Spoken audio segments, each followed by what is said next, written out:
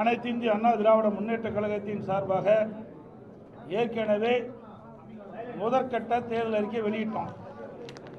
தற்போது இரண்டாம் கட்ட தேர்தல் வாக்குறுதிகள் அறிவிக்கப்படுகிறோம்.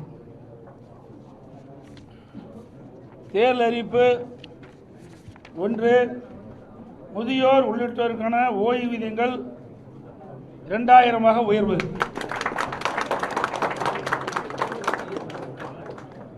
சமூக ஓய்வு திட்டத்தின் கீழ் முதியோர்களுக்கு முதியோர் உதவித்தொகை வழங்கப்படும்.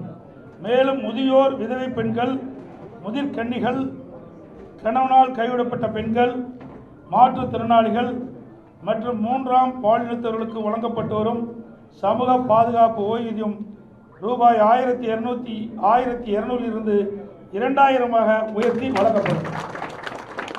அறிவிப்பு 2, வங்கியில் பெற்ற கல்விக்கடன் தள்ளுபடி. மாணவர்கள், இளைஞர்கள், பெற்றோர்கள் நலன் காக்கும் பொருட்டு வங்கிகள் பெற்ற கல்விக்கடன் தள்ளுபடி செய்யும் வகையில் அத்தொகையை அரசே ஏற்கும்.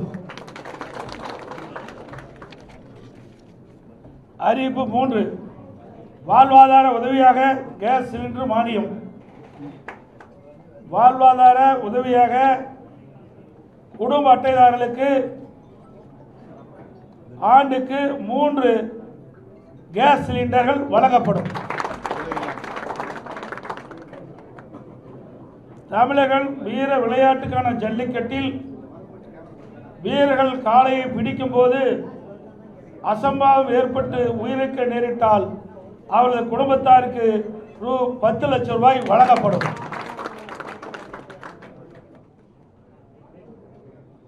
அதேபோல் தமிழகன் வீர விளையாட்டான ஜல்லிக்கட்டு விளையாட்டின் போது காலையில் அடக்கும் ஜல்லிக்கட்டு வீரர்கள் அசம்பாவிதம் ஏற்பட்டு உயிரிழக்க நேரிட்டால் அவரது குடும்பத்தாருக்கு ரூபாய் 10 லட்சம் வழங்கப்படும். அதேபோல் படுகாயமடைந்தவர்களுக்கு மருத்துவ சிகிச்சைக்காக ரூ. 2 லட்சம் வழங்கப்படும்.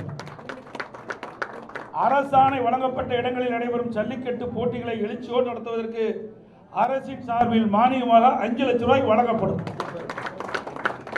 ஜல்லிக்கட்டு போட்டி நடத்துவதற்கு தற்போது கடைபிடிக்கப்பட்டு வருகின்ற ஆன்லைன் முறை ரத்து செய்யப்படும். ஏற்கனவே இருந்த பழைய நடைமுறையை மேனுவல் மீண்டும் பின்பற்றப்படும். அறிவிப்பு 5, சிறுபான்மை வகுப்பைச் சேர்ந்த மகளிர் சுயஉதவிக்குழு தொடங்குவதற்கு வட்டிலா கடன் மற்றும் மாற்றுத்திறனாளி கூட்டுறவு வங்கிகள் வாங்கிய கடன் தள்ளுபடி. இஸ்லாமிய, கிறிஸ்துவ மற்றும் ஏனைய சிறுபான்மை வகுப்பைச் சேர்ந்த மகளிர் சுய தொழில் தொடங்குவதற்கு வட்டிலா கடன் வழங்கப்படும். மாற்றுத்திறனாளிகள் கூட்டுறவு வங்கியில் வாங்கிய கடன் தள்ளுபடி செய்யப்படும்.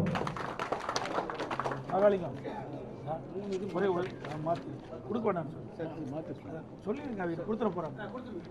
கொடுக்க வேண்டாம்டா தம்பி, மாத்தி எங்க கொடுக்க வேண்டாம், கொடுக்க வேண்டாம், மாத்தி கொடுத்துருங்க. ஏற்கனவே அனைத்து இந்திய அண்ணா திராவிட முன்னேற்ற கழகத்தினுடைய தேர்தல் அறிவிப்புகள் 5 வெளியிடப்பட்டன. தற்போது மேலும் 5 அறிவிப்புகள் தற்போது அறிவிக்கப்பட்டுள்ளன. இதுவரை 10 அறிவிப்புகள் அனைத்து இந்திய அண்ணா திராவிட முன்னேற்ற கழகத்தின் சார்பாக அறிவிக்கப்பட்டுள்ளன. திமுக தொடங்கி இருக்கக்கூடிய தமிழகம் தலைகுனியாது என்ற பிரச்சார திட்டத்தை நீங்க எப்படி பாக்குறீங்க? ஏற்கனவே தமிழகத்தில் தலை குனிஞ்சு போச்சு.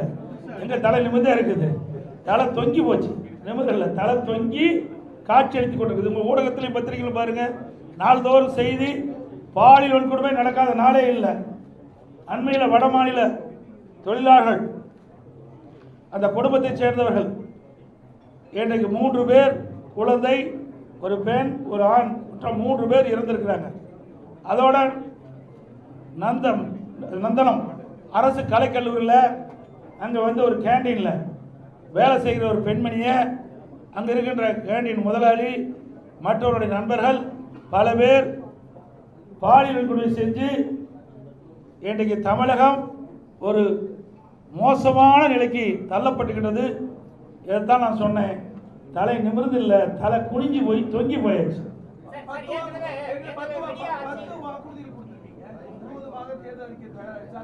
அதாவது படிப்படியாக தேர்தல் அறிவிப்புகள் பொதுமக்களிடத்திலும் வரப்பட்ட கோரிக்கையின் அடிப்படையில் இந்த அறிவிப்பை வெளியிட்டிருக்கோம். நிறைய அறிவிப்புகள் வந்திருக்குது. எங்களுடைய தேர்தல் பணிக்குழு அதையெல்லாம் சரிபார்த்து இறுதியாக பட்டியலாக நான் வெளியிடுவோம். மேலும் பல அறிவிப்புகள் வரும்.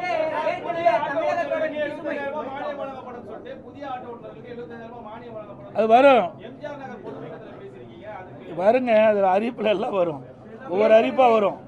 இன்னைக்கு ஏய் தம்பி கட் ஆகிடுதுறான். ஏற்கனவே நாங்கள் அறிவித்ததெல்லாம் ஒவ்வொன்றா அறிவிப்பு வரும். ஏற்கனவே நாங்கள் அறிவிச்சாச்சு, அதெல்லாம் தேர்தல் அறிக்கையில் இடம்பெறும். அது மட்டும் இல்லை, இன்னும் ஆட்டோ ஓட்டுநர்கள் இன்னும் சில கோரிக்கைகள் வச்சுருக்கிறாங்க. அந்த கோரிக்கையிலும் என்னுடைய பரிசீலனை இருக்கிறது. அதுக்கெல்லாம் இறுதி வடிவம் கொடுத்து அந்த ஆட்டோ ஓட்டுநருடைய கோரிக்கைகள் இணைத்து அதோட அறிவிக்கப்படும்.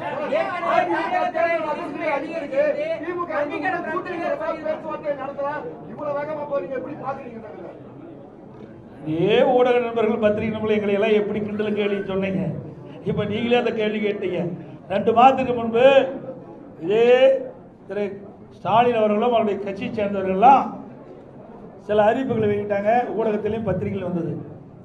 எடப்பாடி பழனிசாமி கடையை விரிச்சு வச்சுக்கிட்டு இருக்காரு, அங்கே யாருமே கூட்டணிக்கு போகல அப்படின்னு சொல்லிட்டு இருந்த காலம் போய் இப்பொழுது அனைத்து இந்திய அண்ணா திராவிட முன்னேற்ற கழக தலைவரும் தேசிய ஜனநாயக கூட்டணியும் ஒரு பலம் வாய்ந்த கூட்டணியை அமைச்சாச்சு. இந்த கூட்டணியில் இன்னைக்கு அதிமுக, பாரதிய ஜனதா, பாட்டாளி மக்கள் கட்சி மற்றும் டிடிவி அவர்களுடைய அம்மா மக்கள் முன்னேற்ற கழகம்லாம் இணைஞ்சிருக்குது. இன்னும் சில கட்சிகள் இணை இருக்கின்றன. ஏற்கனவே தேசிய ஜனநாயக கூட்டணியில் பல கட்சிகள் இருக்கின்றது. இப்பொழுது தமிழகத்தில் கூட்டணி என்று சொன்னால் அனைத்து இந்திய அண்ணா திராவிட முன்னேற்ற கழக தலைமையில் அமைக்கப்பட்ட கூட்டணி தேசிய ஜனநாயக கூட்டணியோடு அங்கமைக்கின்ற எங்களுடைய கூட்டணி தான் பலம் வாய்ந்த கூட்டணி.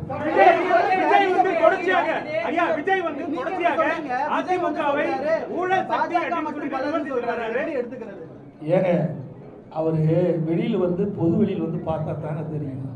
பொது வெளியிலே வரல. 72 நாள் கழிச்சு தான் ஒரு சம்பவம் நடந்து போச்சு. அந்த சம்பவத்தொட்டி 72 நாட்கள் ஒரு கட்சி தலைவரே வெளியே வரல. நாட்டில் என்ன நடக்குதுன்னு தெரியல. எந்தெந்த கட்சியோட கூட்டணி இருக்குன்னு தெரியல. எந்த கட்சி தேர்தலில் தலைமை தாங்கன்னு தெரியல. அதை வச்சே நாங்கள் என்ன செய்யுது? அவருக்கு ஒன்றுமே தெரியாத போது எங்களை கேள்வி கேட்டால் அவர்கிட்ட போய் கேள்வி கேளுங்க. ஏற்கனவே அனைத்து இந்திய அண்ணா திராவிட முன்னேற்ற கழகம் கூட்டணி அமைக்கின்ற பொழுது ஐசிசி சோழா ஹோட்டலில் தெளிவுபடுத்தினார். மரியாதைக்குரிய மாண்புமிகு உள்துறை அமைச்சர் திரு அமித்ஷா அவர்கள், நானும் எங்களுடைய மூத்த நிர்வாகிகள் எல்லாம் கலந்து கொண்டு முதல் பேட்டியிலே சொன்னார், அனைத்து இந்திய அண்ணா திராவிட முன்னேற்ற கழகம் தேசிய ஜனநாயக கூட்டணி இரண்டும் இணைந்து புதிய கூட்டணி அமைச்சிருக்குது. இந்த கூட்டணிக்கு அனைத்து இந்திய அண்ணா திராவிட முன்னேற்ற கழகம் தலைமை தாங்கும். இந்த கூட்டணி தேர்தலில் வெற்றி பெற்று ஆட்சி அமைக்கும். அதிமுக ஆட்சி அமைக்கும். எங்களுடைய கூட்டணியுடைய வேட்பாளர் இபிஎஸ் தெளிவுபடுத்தியாச்சு. முதலமைச்சர் வேட்பாளர் இபிஎஸ். இது அவர் டிவியில் பார்க்கல, தொலைக்காட்சியில் பார்க்கல, பார்க்கறதுக்கு நேரம் இல்லை, மக்களை பார்க்கறதும் இல்லை, தொலைக்காட்சியில் பார்த்து தெரிஞ்சுக்கல, ஒன்றுமே தெரியாததை வச்சு எங்கிட்ட கேள்வி கேட்கணும். புரியுதுங்களா? தெரிஞ்சிருந்தா பரவாயில்ல. ஒரு கட்சியுடைய தலைவர் எல்லாம் தெரிஞ்சிருக்க வேணும். அறியாம பேசிட்டு இருக்காரு. நாட்டில் நடக்கிற நிலவரம் என்னன்னே தெரியல.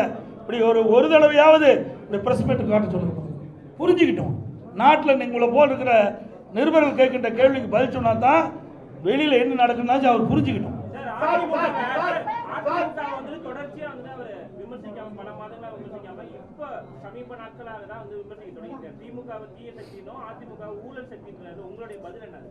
சார் ஊழல்னா என்னன்னு எனக்கு தெரியலையே. ஊழல் சக்தினா என்ன? யார் குறிப்பிட்டு சொல்றாரு? நீங்களா ஒரு கற்பனை பண்ணிட்டு இவர் தான் சொல்றீங்க. தீய சக்தி ஊழல் சக்தி யாரை குறிப்பிட்டு சொல்றாரு? குறிப்பிட்டு சொன்னதானே சொல்ல முடியும். எங்களெல்லாம் ஊழல் சொல்றதுக்கு வழியே கிடையாது. மாண்பு அம்மா அவர்களை ஏற்றுக்கிட்டார். ரோல் மாடல் அம்மா பேர் சொன்னாரா இல்லையா? புரட்சித் தலைவர் எம்ஜிஆர், மாண்பு அம்மா ரோல் மாடல் சொல்லியாச்சு. எங்களுடைய அதிமுக ஆட்சி நான் முதலமைச்சராக இருக்கும்போது என் மீது ஊழல் குற்றச்சாட்டு சொல்லி நீதிமன்றம் போய் நீதிமன்றத்தில் நிரபராதின்னு வந்திருக்கிறேன். எப்படி ஊழல் சொல்ல முடியும்? யார் கூட வச்சிருக்கிறாரு?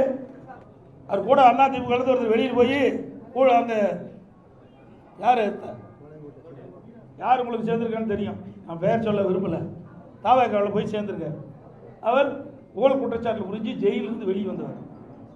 வந்தாரா இல்லையா? அப்போ யாரோட கூட்டணி வச்சிருக்காரு? ஆக எங்களை குறிப்பிட்டு சொன்னால் அதுக்கு உண்டான பதில் நாங்கள் தெளிவாக சொல்லுவோம்.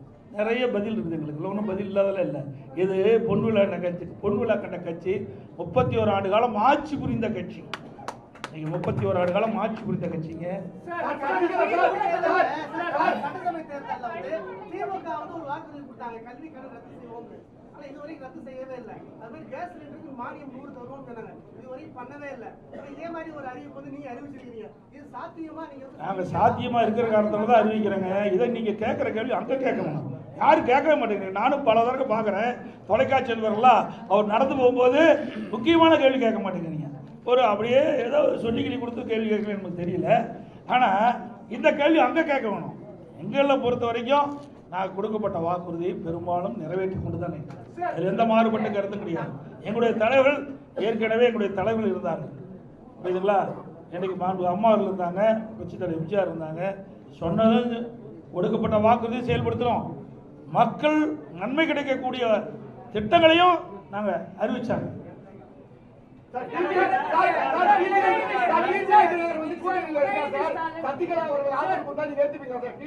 சார் அதெல்லாம் ஏற்கனவே முடிஞ்சு போச்சு, அதையே திருப்பி பேசிட்டா சார். நான் ஏற்கனவே தெளிவுபடுத்திட்டேன். திருப்பி கீழே விழுந்த ரெக்கார்டு மாதிரி கேட்காதீங்க. அதெல்லாம் ஏற்கனவே முடிந்து போன கதை, அதை திருப்பி பேச வேண்டிய அவசியம் இல்லை. உங்களுக்கு பத்திரிக்கை ஊடகத்துக்கு விறுவிறுப்பான செய்தி வேணும், அதனால சொல்றேன். இனி இது மாதிரி கேள்வி கேட்காதீங்க, நான் ஏற்கனவே தெளிவுபடுத்திட்டேன்.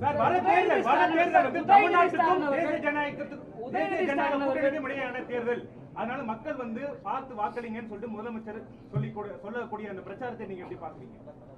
ஏற்கனவே நான் சொன்ன ஒரு பொம்மை முதலமைச்சர், திறமையற்ற முதலமைச்சர், ஒரு கட்சிக்கு தலைவராக இருக்கார் திமுக தலைவர், அதுவே ஒரு வேதனையான விஷயம் தான். நல்லா சிந்திச்சு பாருங்க, இது எந்த எலெக்ஷன் இருக்குது?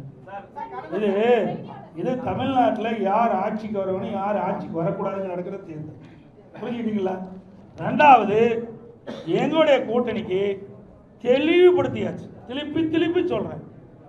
எங்களுடைய கூட்டணி அதிமுக தான் கூட்டணிக்கு தலைமை தாங்கும்.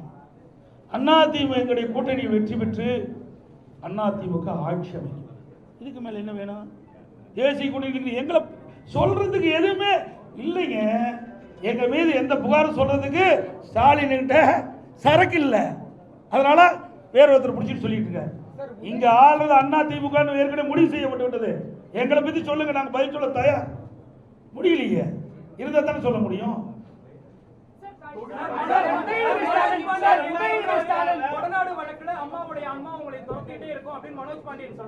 அதனாலதான் ஆன்மா துரத்தங்காட்டி தான் அங்க ஓடிட்டு அதிமுக. ஆன்மா யாரை துரத்தது பார்த்தீங்களா? உண்மையா இருக்கிறீங்களா? எங்களை ஆசீர்வாதம் பண்ணிட்டு இருக்குது அம்மா, அதனால இங்க இருந்துட்டு இருக்கிறோம். இங்க இருக்கின்றவர்கள் யாரெல்லாம் தவறு செய்தார்களோ, யாரெல்லாம் இந்த இயக்கத்தை துரோகம் செய்தார்களோ, அம்மாவுடைய ஆன்மா அவளை ஆட்டி படைச்சிட்டு இருக்குது.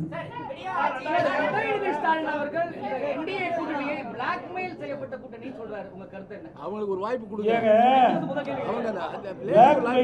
என்ன பிளாக்மெயில்? ஒரு கோஆபரேஷன்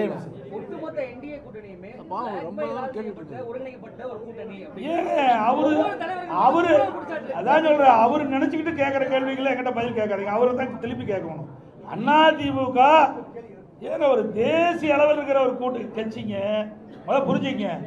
தேசிய அளவில் இருக்கின்ற கட்சி, தேசிய ஜனநாயக கூட்டணி நாட்டை ஆளுகின்ற கட்சி. அந்த நாட்டில் இவர் இருக்கார், ஸ்டாலினும் இந்தியாவுக்குள்ள தான் இருக்கிறார். தமிழ்நாடுங்கிறது ஒரு மாநிலம் தான், பல மாநிலங்கள் ஒன்றாக இணைந்து அந்த மாநிலத்தில் ஆட்சி புரிகின்றவர் தேசிய ஜனநாயக கூட்டணி. அவர் இந்தியாவில் மறந்துட்டு பேசுறாரு, வேற மாநிலத்தை மேல நாட்டில் இருக்க மாதிரி பேசிட்டு இருக்காரு. புரிஞ்சுங்க, அவரு இந்த நாட்டில் இருந்துட்டு இருக்காரு. ஏன் அடிக்கடி கடிதம் எழுதுறாருல்ல, மீனவர் காணாமல் போனால் கடிதம் எழுதுறாருல்ல, எதுக்கு எழுதுறாரு? அந்த அதிகாரம் யார்கிட்ட இருக்குது? மத்திய அரசாங்கத்தான் இருக்குது. வேண்டுமென்றே திட்டமிட்டு பேசுவதற்கு ஒன்றும் இல்லை. அதனால இப்படிப்பட்ட அவதூறு பிரச்சாரத்தை பரப்பிட்டு வர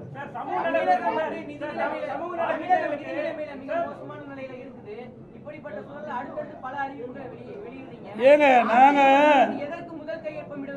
₹1 வருமானம் இல்லாத போதே ஆட்சி செய்த கட்சிங்க அதிமுக கட்சி. கொரோனா காலத்தில் எங்களுக்கு என்ன வருமானம் வந்தது? ₹1 வருமானம் கிடையாது அரசாங்கத்துக்கு. அந்த காலகட்டத்தில் கூட வருவாய் இல்லாமலேயே ஆட்சி புரிந்த கட்சி அதிமுக கட்சி. அதனால வருவாய் பெருக்கி உயர்த்தி நாங்கள் அறிவிக்கின்ற திட்டங்களுக்கு தேவையான நிதிகளை உருவாக்குவோம். கொடுக்கப்பட்ட வாக்குறுதியை நிறைவேற்றி தருவோம். ஆட்சிக்கு வந்தவுடன் முதல் கையெழுத்து அதெல்லாம் பிறகு சொல்லுவோம் சார். இன்னும் நாள் இருக்குது. சொல்லுமா. இப்பவே சொல்லிட்டு இன்னும் 1 வருஷம் இருக்குல்ல, என்ன ஒரு 2 மாசம் இருக்குல்ல.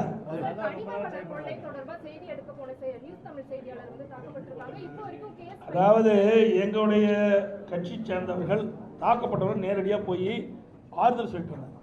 மருத்துவமனைக்கு நேரடியாக போய் எங்களுடைய இயக்கத்தை சேர்ந்தவர்கள் அந்த பாதிக்கப்பட்ட நிருபரை சந்தித்து ஆறுதல் கொடுத்துட்டு இருந்தாங்க. நாங்கள் தான் ஏற்கனவே வன்மையை கண்டிச்சுட்டு இருக்கிறீங்க. நீங்கள் ஊடக நபர்கள் பத்திரிகை நம்பர் அவர் தூக்கி பிடிச்சிட்டு இருக்கிறீங்க. அதனால தான் உங்களை அடிக்கிறாங்க. புரியுதா? தப்பாக நினைக்க வேண்டாம், யாரும் தவறாக நினைக்க வேண்டாம். அந்த கட்சி அப்படிப்பட்ட கட்சிங்க. திமுக கட்சி அப்படிப்பட்ட கட்சி. தயவு செய்து இனிமேலாவது உண்மை செய்தி வெளியிடுங்க. அன்போடு உங்களை வேட்டிக்கிறேன். உங்களுக்கு ஒரு பாதுகாப்பு கொடுக்குற கட்சி அண்ணா திமுக கட்சிங்க. நீங்க திமுக கட்சிக்கு எப்பொழுது பார்த்தாலும் எங்களை பத்தி தான் குறை சொல்லிட்டு இருக்கிறீங்க. இருமுனா குறை சொல்றீங்க, துப்புனா குறை சொல்றீங்க. ஆனா திமுக பத்தி ஒரு குறையும் எந்த தொலைக்காட்சியிலும் வருவதில்லை, எந்த பத்திரிகையிலும் வருவதில்லை. அதனாலதான் அவங்க தைரியமா இப்படிப்பட்ட தாக்குதல் ஈடுபடுறாங்க. நீங்க உண்மை செய்தி வெளியிடுங்க. மக்களே உங்க பக்கம் இருப்பாங்க. உங்களுக்கு மக்களே முழு பாதுகாப்பு கொடுப்பாங்க. இருந்தாலும் அனைத்து இந்திய அண்ணா திராவிட முன்னேற்ற கழகத்தை பொறுத்த வரைக்கும் உங்களுடைய ஊடக நண்பர்களுக்கும் பத்திரிகை நண்பர்களுக்கும் நிருபர்களுக்கு எப்பொழுதும் பக்க பலமாக இருப்போம். எந்த மாற்று கருத்தும் கிடையாது. அனைவருக்கும் நன்றி, வணக்கம்.